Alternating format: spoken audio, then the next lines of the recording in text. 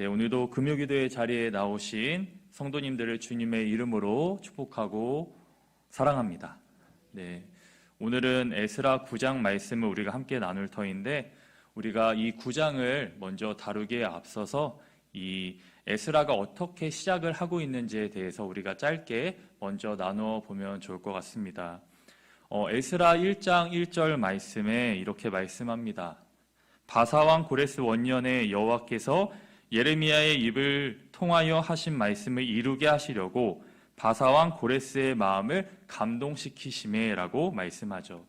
하나님께서 하나님의 뜻을 이루시기 위해 70년 포로 생활도 허락하셨고, 그리고 바사, 즉 페르시아의 왕을 사용하셔서 그 백성의 귀환 역시 시작하심을 볼 수 있습니다.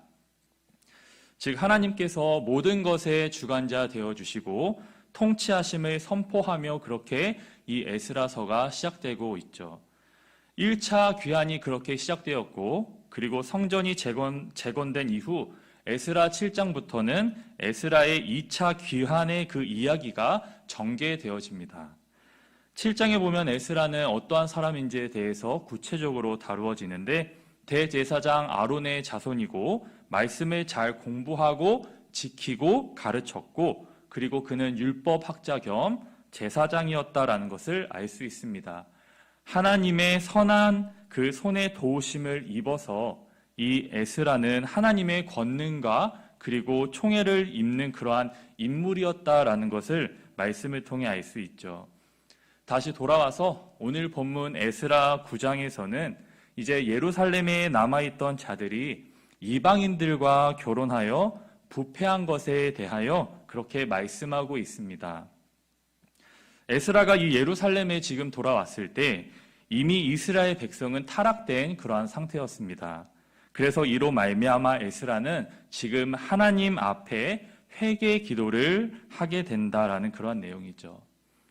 하나님의 손에 도우심으로 에스라와 이 2차 귀환자들은 무사히 예루살렘에 도착했습니다. 그들은 가져온 은, 금과 기물들을 예루살렘 성전에 드리고 하나님께 제사하였습니다. 그리고 아닥사스다 왕이 내린 조서를 그 지역의 총독들에게 전달하여 그들이 유다 백성을 위한 지원을 아끼지 않도록 그렇게 하였죠. 모든 것이 다 만족스러운 그러한 여건이 되었습니다. 그러나 심각한 문제가 이 공동체 내부에 있었습니다. 시간이 점쳐 흐르며 백성들의 긴장이 다 풀린 것이죠. 나태하고 그리고 영적으로 타락하기 시작했습니다. 하나님의 백성으로서의 자세와 그리고 그 삶이 흐트러지기 시작했습니다.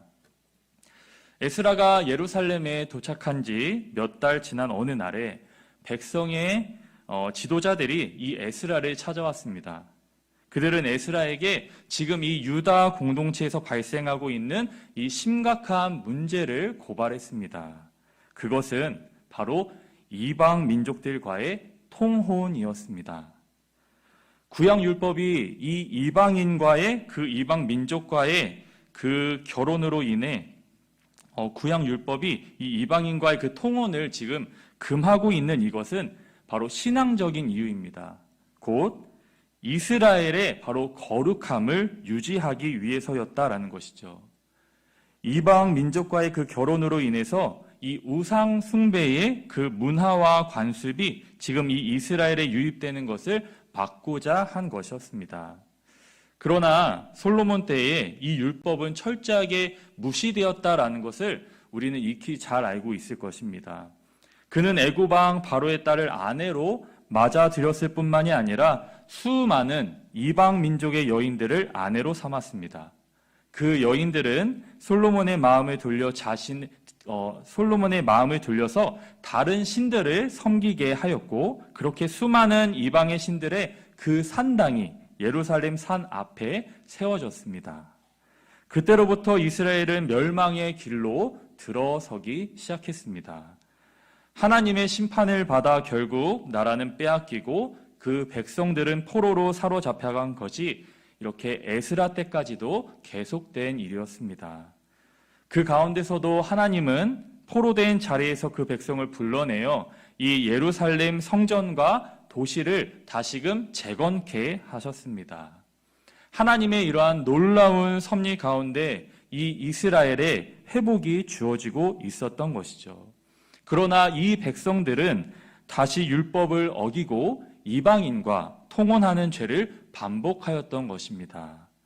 자기와 조상들을 패망으로 이끌었던 그 죄에 이스라엘이 지금 다시금 그것에 휩쓸리고 있다라는 그 소식에 이 에스라는 망연자실할 수밖에 없었습니다. 결국 이 이방인과의 이러한 결합은 우리가 단순한 결합이 아니라 하나님이 빠져 있고 자신이 주체가 된 영적이고 그리고 신앙적으로는 이스라엘 공동체의 정체성을 뒤흔드는 심각한 결합이었다라는 것을 말씀을 통해 알 수 있죠. 신앙의 공동체성을 바로 세워야 하는 중요한 지금 이 시점에 이방인과의 이러한 결혼은 그 공동체성을 완전히 와해시킬 수 있는 그러한 요인이 될 수 있습니다. 이방인과의 이러한 결혼을 율법에서 금한 이유가 바로 여기에 있는 것이죠. 이스라엘은 이 잘못을 저지르고 있었는데 더 심각한 것은 잘못을 바로 잡아야 할 그 지도자들이 오히려 이 잘못된 일에 앞장서고 있었다라는 것입니다. 포로 귀환도 이루어지고 성전도 재건되는 등 마치 외형적으로는 무언가 이 공동체성을 이루어가는 듯 그렇게 보였지만 실제적인 그 내면의 상태는 매우 심각했던 것이죠. 보이는 것으로 그 내면을 우리 또한 판단할 수 없습니다. 아무리 그 외형이 좋아 보여도 내면도 그 외형과 같으리라 볼 수 없는 것이죠. 외형적 그 열심이 중요하지 않는 건 아니지만 그 외형적 열심이 반드시 이 내면적 열심으로 이어지는 것 또한 아닌 것입니다. 외형적인 노력만큼 내면을 잘 돌아봄이 어느 때보다 중요한 시기입니다. 열심히 섬기는 것만큼 우리의 내면도 주님의 말씀으로 잘 다스림을 받고 있는지 반드시 살필 수 있기를 소망합니다. 오늘 그렇게 귀환한 백성들의 이야기를 다루고 있는 이 에스라나 그리고 느헤미야나 처음 장면과 달리 마지막에 이러한 장면을 살펴보면 우울합니다. 구별되고 그리고 선별된 백성이었지만 결국은 그의 선조와 똑같은 그러한 모습이다라는 것이죠. 이렇게까지 하나님께서 도우시고 그리고 회복시키셨는데도 그리고 그 중에서 엄선된 사람들, 택함받은 백성들인데도 결국은 또 원래의 모습으로 죄의 지배를 받는 그 모습으로 돌아와 있게 되었다라는 것입니다. 이에 에스라는 속옷과 겉옷을 찢고 머리털과 수염을 뜯으며 그렇게 애통해 하였습니다. 그가 기가 막혀 앉아있을 때에 사람들이 그에게 모여들었습니다. 그 사람들은 이스라엘의 하나님의 말씀으로 말미암아 떠는 자들이었습니다. 그들은 마음이 가난하고 심령에 통회하는 그러한 사람들이었습니다. 에스라와 함께 그 공동체의 죄에 대해 슬퍼하는 이들이 그렇게 모여든 것이죠. 공동체의 회복은 다른 사람들의 그 죄를 자기의 죄로 여기고 하나님의 긍휼을 구하는 이들을 통해서 시작됩니다. 그렇게 하나님은 말씀 앞에 떠는 겸비한 사람들을 불러 모으시죠. 에스라는 이 반응 후에 그 백성이 지은 죄를 자신의 죄로 끌어안고 기도하기 시작했습니다. 6절 말씀을 살펴보면 말하기를 나의 하나님이여 내가 부끄럽고 낯이 뜨거워서 감히 나의 하나님을 향하여 얼굴을 들지 못하오니 이는 우리 죄악이 많아 정수리에 넘치고 우리 허물이 커서 하늘에 미침이니이다 라고 말씀합니다. 여기에서 부끄러워로 번역된 히브리어 보시터는 부끄러워하다, 실망하다, 당하다의 동사인 보쉬에서 나온 것입니다. 이 본문에서는 결국 이 지도자들이 사명을 감당하지 못한 그 자책감과 실망감, 그리고 이스라엘의 그 죄악으로 인한 부끄러움을 의미하고 있다라는 것입니다. 그는 출애굽부터 지금까지 이스라엘의 이 조상들과 자신들은 하나님께 극심한 범죄를 범했다라고 그렇게 말하고 있습니다. 이것은 같은 시대를 사는 이 이스라엘 백성들과 조상들의 그 죄악을 지금 자신의 죄로 여기고 있다라는 것입니다. 이것을 바꾸어 말하자면 우리의 죄가 심하다라는 말처럼 이스라엘 공동체의 죄에 대한 바로 연대 책임을 갖는 것이죠. 부끄럽고 낯이 뜨거워 차마 하나님께 얼굴을 들 수 없는데 이유는 우리의 죄가 너무 크기 때문이다라고 했습니다.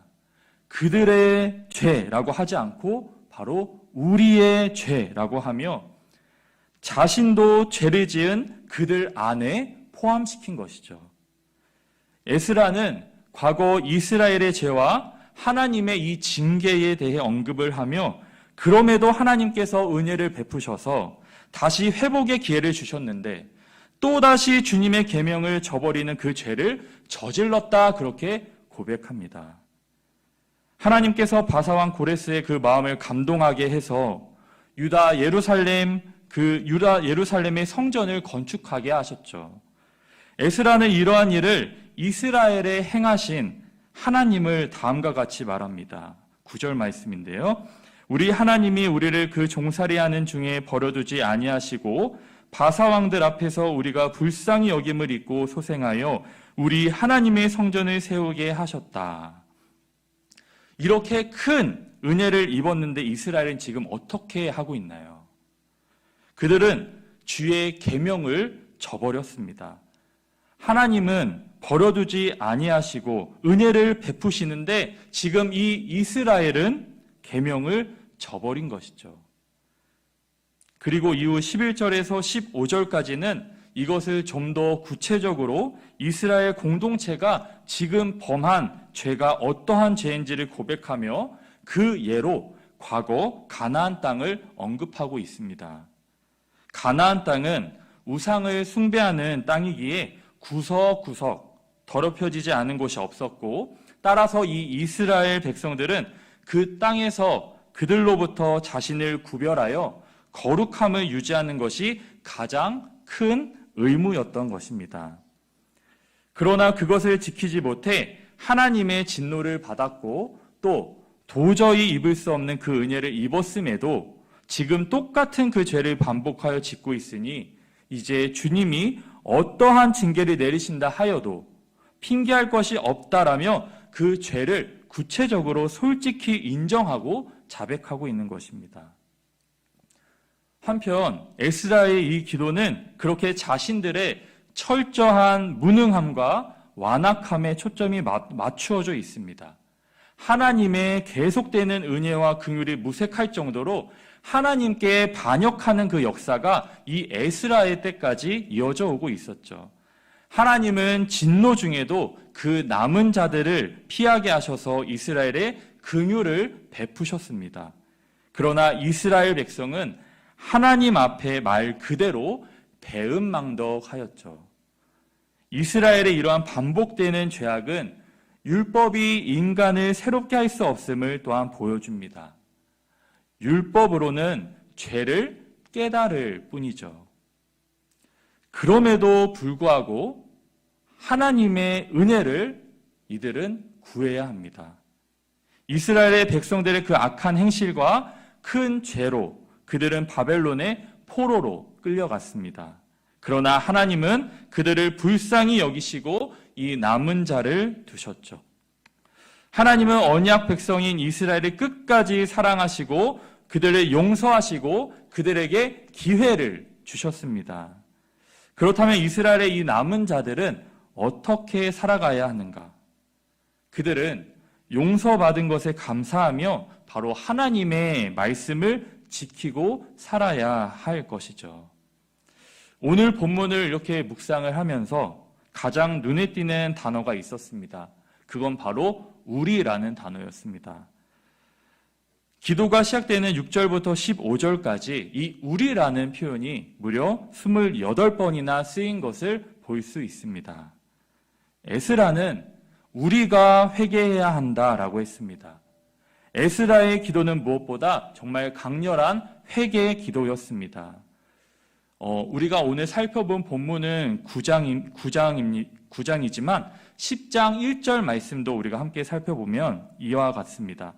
에스라가 하나님의 성전 앞에 엎드려 울며 기도하여 죄를 자복할 때에 많은 백성이 크게 통곡하며 이스라엘 중에서 백성의 남녀와 어린아이의 큰 무리가 그 앞에 모인지라. 에스라가 백성들 가운데 그렇게 하나님 앞에 기도했던 것은 바로 회개의 기도였습니다. 에스라가 그렇게 옷을 찢으며 기도하니까 그 백성들도 성전에 모여 함께 마음을 찢으며 그렇게 회개했습니다. 심지어 어린 아이들까지도 그렇게 회개했습니다. 이 얼마나 처절한 회개의 기도이지 않습니까? 우리도 이렇게 마음을 찢어야 합니다. 때로는 속옷을 찢으며 회개할 정도가 되어야 합니다. 에스라의 이 회개 기도에 그 백성들이 마음을 찢으며 응답했고 하나님도 그렇게 응답하신 것입니다. 옷을 찢는 그 기도와 그리고 두 손을 드는 그 기도는 주님의 신금을 울리고 그 백성들 또한 움직이게 한 것이죠. 바로 지금 우리에게도 꼭 필요한 기도일 것입니다. 사랑하는 여러분, 에스라가 다시 노력하고 느헤미야가 다시 노력하지만 그 이유가 어떻게 될지는 장담할 수 없습니다. 이제 혈연적으로 남겨진 그 백성만으로는 진정한 회복을 기대할 수 없어 보입니다. 이들도 답이 아닌 것처럼 그렇게 보이죠. 그렇다면 누가 이스라엘을 회복시키실 것인가? 하나님의 언약은 어떻게 성취될 수 있는 것인가? 돌아온 유다 백성도 아니라면 에스라도 느헤미야도 아니라면 누가 모세의 뒤를 이은 선지자가 되어 이 이스라엘을 회복시킬 것인가? 바로 이러한 궁금증과 두려움 속에서 예수 그리스도가 등장하신 것은 아닌가 생각하게 됩니다. 우리 주님 예수 그리스도는 이 땅의 언약 백성들이 가지고 있는 그 질문들에 대한 답으로 새로운 세계를 열고 등장하신 것이죠. 결국 모든 인간에게 필요한 것은 예수 그리스도와 그의 성령 안에서 죄를 씻음받고 그 심령이 새롭게 되는 일입니다. 에스라는 다음과 같이 하나님께 말합니다. 15절 말씀인데요. 주 이스라엘의 하나님, 주님은 너그러우셔서 우리를 이렇게 살아남게 하셨습니다. 진정 우리는 우리의 허물을 주님께 자백합니다. 우리 가운데서 누구도 감히 주님 앞에 나설 수 없습니다. 즉 하나님이 어떠한 분이신지를 너무나 잘 알고 있는 이 에스라는 하나님께 다시금 이스라엘의 이 죄악을 가지고 은혜를 구하고 있습니다. 마치 우리의 죄를 가지고 골고다로 가신 그 예수님처럼 그는 하나님께 나아가고 있습니다. 지금 그렇다면 나는 하나님과 언약을 깨뜨리고 있지는 않는지, 에스라처럼 중보자로 하나님께 나아가고 있지는 않는지 돌아볼 수 있으면 좋겠습니다. 사랑하는 성도 여러분, 오늘 에스라의 모습에서 우리가 두 가지의 적용점을 생각해 보았으면 좋겠습니다. 첫 번째는 우리가 짓는 죄에 대해 무겁게 여기고 주님께 솔직하게 인정하고 그것을 구체적으로 자백해야 한다라는 것입니다.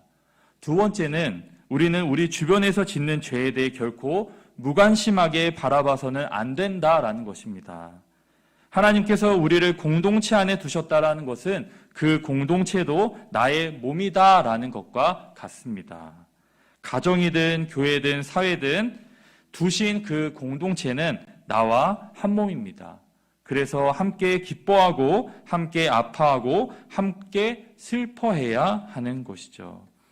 오늘의 이 에스라의 모습을 우리가 함께 기억하며 어떠한 환경에서든 주님을 꼭 붙잡고 내적인 개혁 그리고 내적인 성숙이 일어나는 삶을 살아갈 수 있는 저와 이 자리에 있는 우리 성도님들 되시기를 주님의 이름으로 축복하고 소망합니다. 네, 우리 함께 기도하시고 찬양하도록 하겠습니다. 죄에 대해 무감각해져서 하나님의 말씀을 잊어버리고 살아왔던 저와 우리의 모습을 주님 오늘 말씀을 통하여 돌아보게 되어집니다.